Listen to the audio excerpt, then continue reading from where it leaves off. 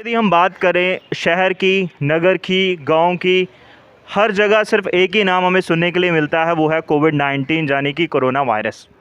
और जम्मू कश्मीर यूटी की इससे बड़ी आज तक की जो एक ऑर्डर आया था कि हर एक नगर में, हर एक ब्लॉक में, एक गांव वाइज एक जो है सीसीसी यानी कि कोविड केयर सेंटर बनना चाहिए। और इसी चीज़ को फॉलो करते हुए आज हमारे मंडाल एरिया में, जैसे आप देख सकते हैं मेरे पीछे, government girls middle school Mandal, यहाँ पे भी सीसीसी कोविड केयर सेंटर जो है 5 बेड्स का बनाया गया है। उसी के चलते हम यहाँ पे आज आए हैं। हम आपको दिखाएंगे, अंदर के दृश्य दिखाएंगे, किस तरीके से वो कोविड केयर सेंटर बनाया गया है, कौन कौन सी फैसिलिटीज़ यहाँ पे अवेलेबल है। एक बहुत अच्छी, मैं जम्मू कश्मीर यूटी का जो एक फ़ैसला है, मैं उनको बहुत ही एक आदरणीय फ़ैसला है।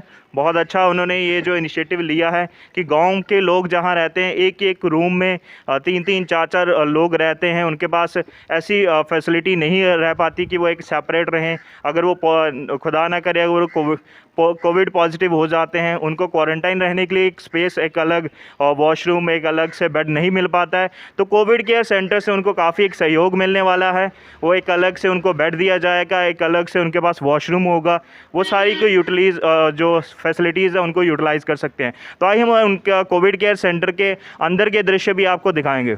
हम कोविड केयर सेंटर के अंदर के दृश्य आपको दिखाएंगे।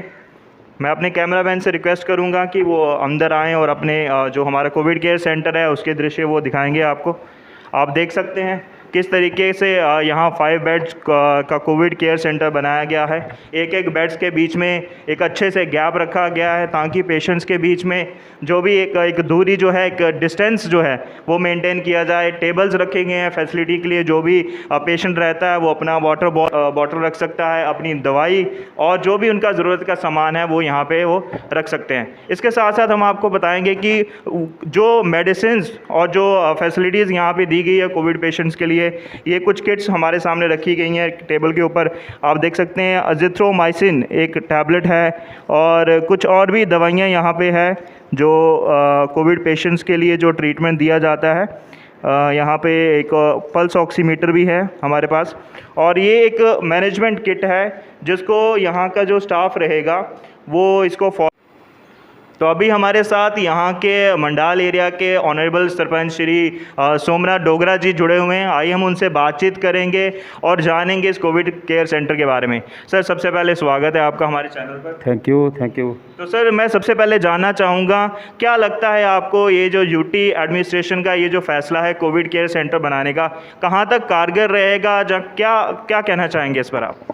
पहली बात तो ये है कि ये जो बीमारी चली हुई है कोरोना वायरस पैंडमिक, ये बड़ी दुर्भाग्यपूर्ण चीज़ है जो पूरी दुनिया में चल रही है और अभी हिंदुस्तान में थोड़ा सेकंड लेयर चल रही है। इसका हम मुकाबला कर रहे हैं। तो एडमिनिस्ट्रेशन ने जैसे भी सोचा है कि पंचायत लेवल पे किट वगैरह रखने के लिए, तो जैसे हमें हुक्म मिला था 5 बेड का एक कोविड सेंटर तैयार करना है, वो हमने आनन फानन में कर दिया है। और बाकी जो किट वगैरह वो आए हैं थोड़े। इससे ये तकरीबन फ़ायदा ये होगा कि जैसे कोई गरीब आदमी है जिसको घर में मतलब एक ही कमरा है या 2 कमरे हैं और किसी एक बंदे को हो गया है, तो उसमें से वो इकट्ठा रहेगा तो पूरे परिवार को हो सकता है। उसको देखते हुए उस बंदे को हम इधर लेकर के आएंगे पहचान करके और उसको अलग से रखेंगे ताकि वो बाकी घर वाले उसके बचाव में रह सकते हैं। तो सर, अगर बात की जाए जो यहाँ स्टाफ रहेगा, जो कोविड पेशेंट हैं, उनका जो ध्यान रखने के लिए और लुक आफ्टर करने के लिए, उसके बारे में क्या फैसिलिटी है, उसके बारे में मैं चाहूँगा आप हमारी जम्मू की जनता को बताएं। स्टाफ का जहाँ तक सवाल है, अभी मैंने वीडियो से बात की थी जिनके हुक्म से ये कोविड सेंटर खोला गया है आरडीडी के थ्रू। तो शी सेज़ के कल जो है उनकी लिस्ट मिल जाएगी। एक मेडिकल का बंदा होगा हमारे पास, आशा वर्कर होगी और 1-2 टीचर देंगे वो। बाकी 5 आदमी मेरे को कुछ दिन पहले जो है इन्होंने बोला था, कोई 10 दिन हो गए, कि 5 बंदों के नाम दो अपनी पंचायत से, वो मैंने फॉरवर्ड किए थे। उनको जो है इंगेजमेंट कर रहे हैं ये कि मतलब वार्ड वाइज उनको रिस्पॉन्सिबिलिटी देंगे। अगर कोई भी बंदा पॉजिटिव होता है या कोई किसी को प्रॉब्लम आती है तो वो घर घर जा कर के अपना उनको लुक आफ्टर करेंगे। ज़रूरत पड़ने पे इधर लेके आएंगे और अगर ज़्यादा सीरियस होगा तो उनको हम गाड़ी गुड़ी प्रोवाइड करके उसको आगे भिजवा देंगे। तो ये स्टाफ अभी तक हमारे पास जो एक ही लड़का है, हालांकि इसको इंगेजमेंट भी नहीं हुआ लेकिन इसका नाम गया हुआ है। तो मैं होप करूँगा कि जैसे कल मेरे पास लिस्ट आ जाती है तो फिर उनको हम अपने काबू में रखेंगे और अच्छे से कोविड सेंटर को अच्छे तरीके से चलाएँगे।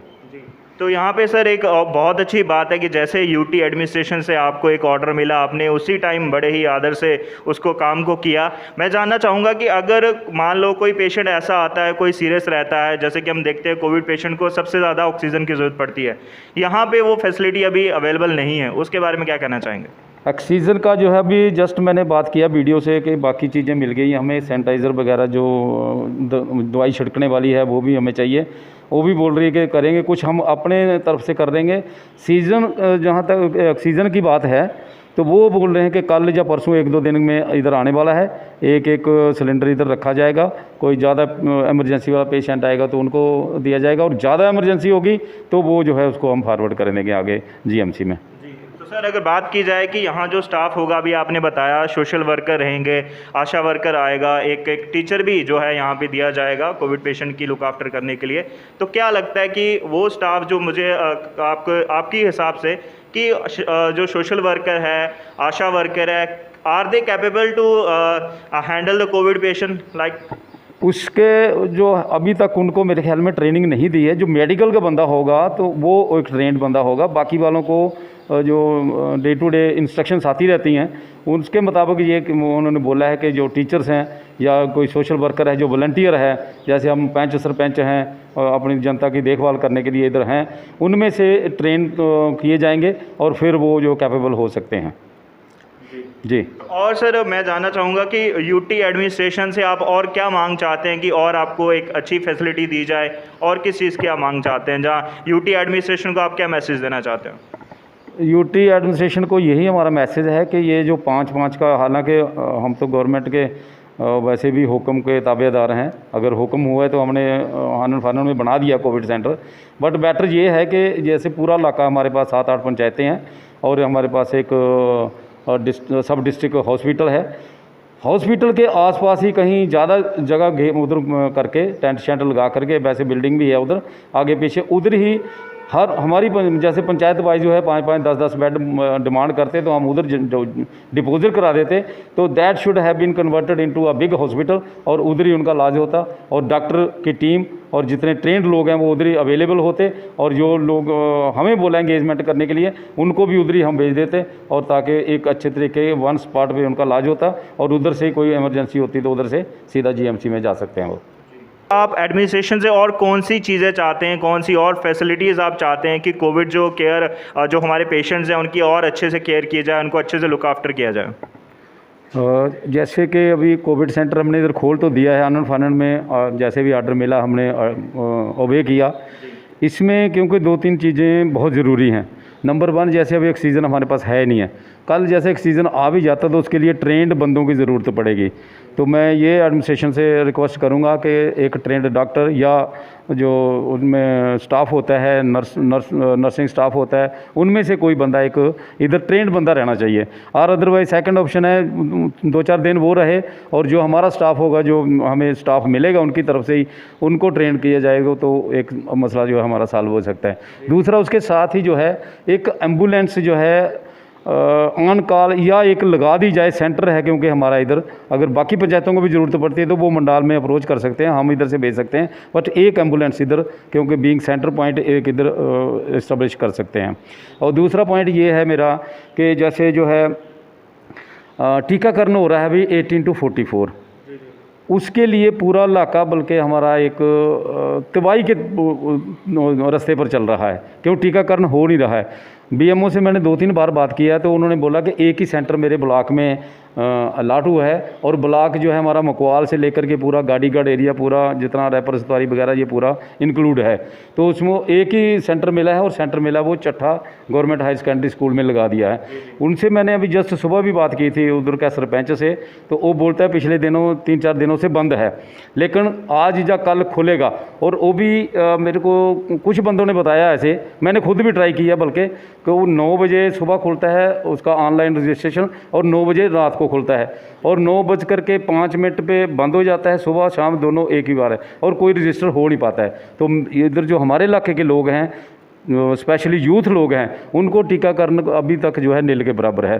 तो मैं ये यूटी गवर्नर साहब से भी रिक्वेस्ट करना चाहूँगा कि ऐसे करके कोई कम से कम 2 सेंटर इधर खोले जाएं जो 18+ मतलब 44 तक जितना भी इंजेक्शन टीकाकरण जो है हमारे एरिया के अंदर ही होना चाहिए, and that is with the Aadhaar card, not as per the registration, क्योंकि सबके पास मोबाइल अवेलेबल नहीं है। और जो भी आधार कार्ड लेके जाए, जो आइडेंटिटी कार्ड जो भी लेके जाए, उसको टीकाकरण उसी टाइम जो है करवा देना चाहिए। थैंक यू जी। तो जैसे कि हमने जाना, ऑनरेबल सरपंच जी ने हमें बताया कि यहाँ पे जो एक सीनियर स्टाफ है उनका होना बहुत ज़रूरी है, क्योंकि कल को यहाँ पे ऑक्सीजन सिलेंडर लगाए जाएंगे, क्योंकि आशा वर्कर और सोशल वर्कर कहीं ना कहीं वो कैपेबल नहीं रह पाते हैं ऑक्सीजन सिलेंडर को ऑपरेट करने के लिए।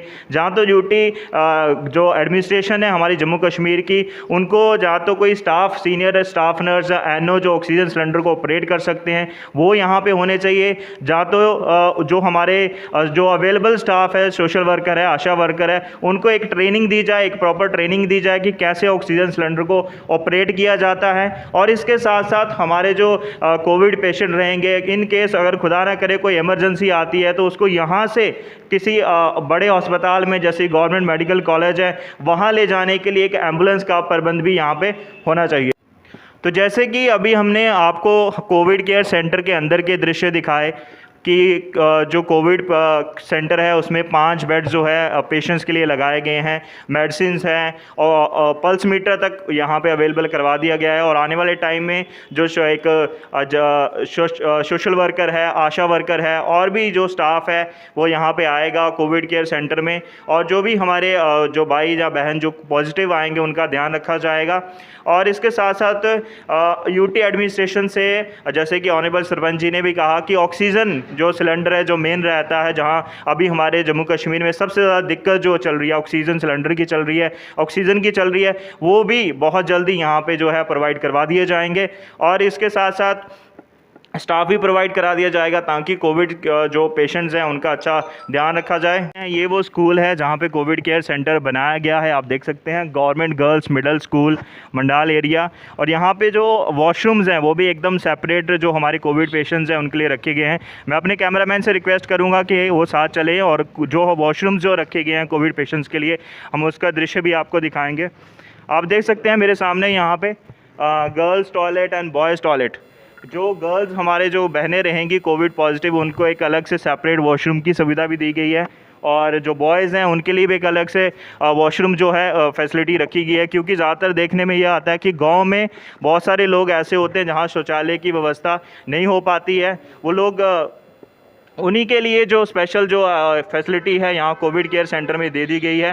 तो मैं थैंक करना चाहूँगा हमारे जम्मू कश्मीर यूटी को, साथ साथ यहाँ के ऑनरेबल सरपंच श्री सोमनाथ डोगरा जी को, और जो बीडीओ जो यहाँ की हैं मिस सादिया जी, उनको भी मैं थैंक्स करता हूँ, कॉन्ग्रेचुलेट करता हूँ इस कोविड केयर सेंटर से।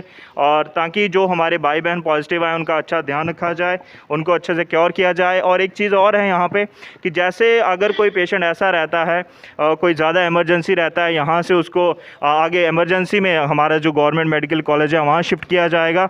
और एक और चीज़ हम गवर्नमेंट एडमिनिस्ट्रेशन से चाहते हैं कि अगर कोई यहाँ से पॉजिटिव आता है, कोई इमरजेंसी कोई सीरियस केस है, उसको यहाँ से ले जाने में एक एम्बुलेंस का भी यहाँ पे एक प्रबंध होना चाहिए, एक सीनियर डॉक्टर का भी यहाँ पे एक प्रबंध होना चाहिए कि इन केस आशा वर्कर और एक सोशल वर्कर जो स्टाफ है वो कैपेबल नहीं रह पाता कहीं ना कहीं कोविड पेशेंट को क्योर करने में, उसका ट्रीट और उसका लुक आफ्टर करने के लिए। तो इसी के साथ मैं बोनी आपसे विदा लेता हूँ। देखते रहिए unity news channel. Thank you.